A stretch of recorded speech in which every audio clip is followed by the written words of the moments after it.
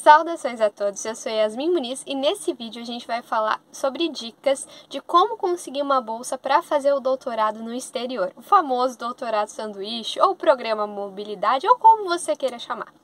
Então, se você quer fazer isso com alguém te patrocinando, pagando seu salário, tranquilamente, sem complicações, então, primeira coisa, conhecer as instituições que permitem esse tipo de programa. Por exemplo, instituições de patrocínio. Tem a FAPESP, CNPq, CAPES no Brasil. Tem outras no exterior, dependendo do país que você pretende ir.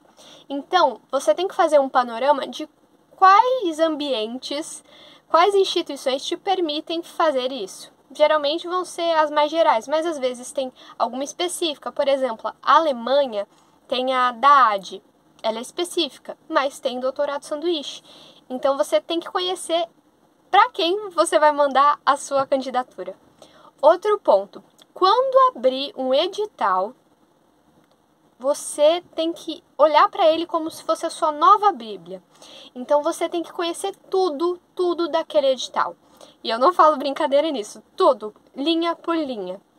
Porque, não adianta, por exemplo, você ver um vídeo, não adianta você falar com o seu orientador, falar com outra pessoa que já foi para fora, porque ao longo dos anos as coisas vão mudando. Por exemplo, um exemplo clássico. Nesse ano que passou, 2023, abriu a primeira versão do edital do doutorado sanduíche, exigia a proficiência de inglês naqueles testes tradicionais, IELTS, TOEFL, whatever, e, ok, só isso. Quando abriu a segunda versão, ele já aceitava Duolingo. Quando abriu agora a terceira versão, ele já não é a proficiência, é um comprovante de fluência que vai ser o seu orientador no exterior e o seu orientador que vão emitir uma carta falando, olha, ele consegue. Então, para vocês verem, isso foi no mesmo ano. Então, imagina de um ano para o outro. Tem mudanças e a gente tem que ficar sempre atento com isso. Então, por isso, ok, escute os conselhos de quem já foi, ok, mas tenha sempre que o que vai determinar o que vai acontecer é o edital. É o edital. Porque também tem aquela questão de falarem coisas para você por algum certo tipo de conveniência, aquilo não tá no edital e isso acabar te prejudicando. Enfim, coisas acontecem, mas, como diria um advogado, o que importa é o documento. Então, se você saber muito bem o edital, saber quais são as regras, você está seguro e você sabe o que esperar daquele processo seletivo. Outra coisa, falando do edital. Yasmin, quando que eu começo a me preocupar com o edital? Só quando o edital sair? Então, calma. Quando você decidir na sua cabecinha, olha, eu quero fazer o doutorado sanduíche. Eu já tinha isso em mente desde que eu tinha entrado no mestrado. Então é um pouco diferente.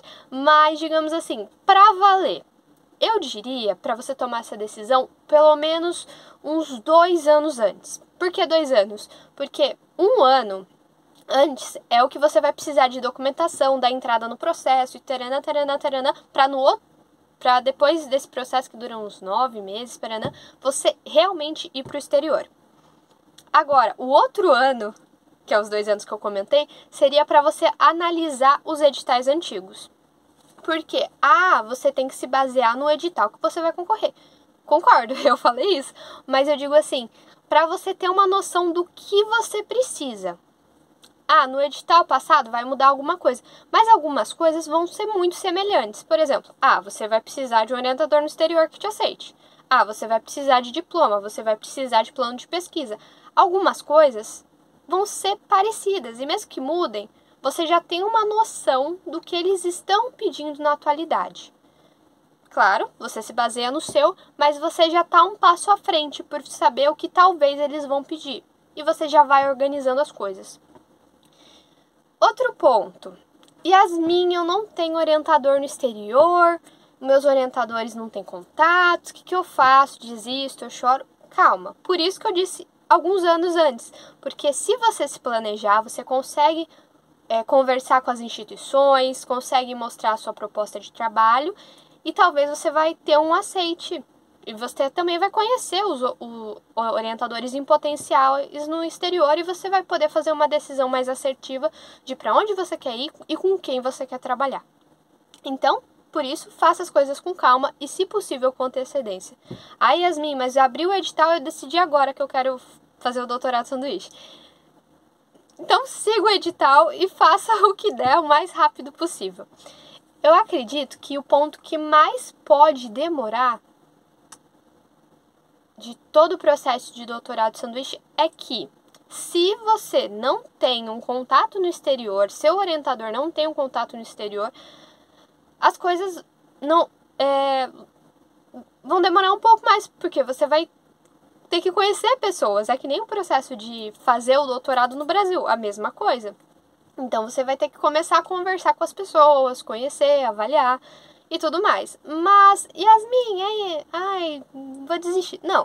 Não faça isso, porque, assim, a gente tem uma noção na pós-graduação, às vezes, que é meio errada, que, só conseguem as coisas quem, o professor fulano que tem contato com não sei o quê. Você pode ser depois o professor fulano que tem o contato com não sei das quê. Então, se acalma e faça o que tem que ser feito, ok? Tá, você já viu o edital, o que você vai fazer? Agora, o ponto crítico é organização de documentos. Organização de documentos. E também, organização de documentos e organização de tempo. Tempo do quê? O cronograma do doutorado sanduíche e o cronograma do seu programa de doutorado. Então, organizar em que época que vai ser esse doutorado sanduíche, quanto tempo você vai ter para defender, como que vai ter o andamento da sua pesquisa, o que você precisa fazer no exterior, o que você precisa adiantar no Brasil antes de ir. Isso precisa estar muito bem claro e muito bem organizado, porque às vezes você vai para lá, você faz outra parte da sua pesquisa, mas aí precisaria de outra parte que você tinha que fazer no Brasil. Então, para fazer essa coordenação. E documentos é fundamental, porque é o que vai definir se você vai ou não. Se a sua documentação tá ok, vão avaliar seu projeto de pesquisa, vão avaliar se cada um dos documentos que eles pediram estão lá. Então, basicamente, é isso. Então, você tem que ser muito organizado e sistemático. Faça a checklist, coloca na sua parede. Foi o que eu fiz. Não fica muito bonito, mas importante é ser funcional, como diria a gente na fisioterapia.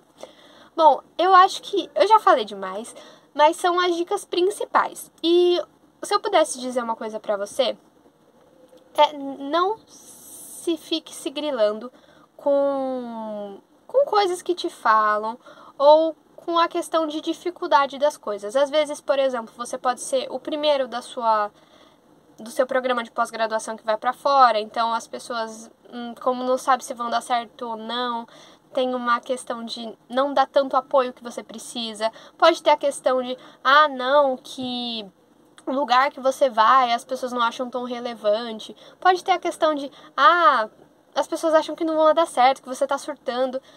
Se acalma. E isso é uma coisa sua. Porque eu digo assim, quando as coisas derem certo, ninguém vai falar que foi, o quanto que você trabalhou para isso. Vai falar que foi sorte. Então, se acalma e faz o que tem que ser feito. Se você não precisa falar alguma coisa, não fala. Guarda para você e trabalha enquanto isso. Ok?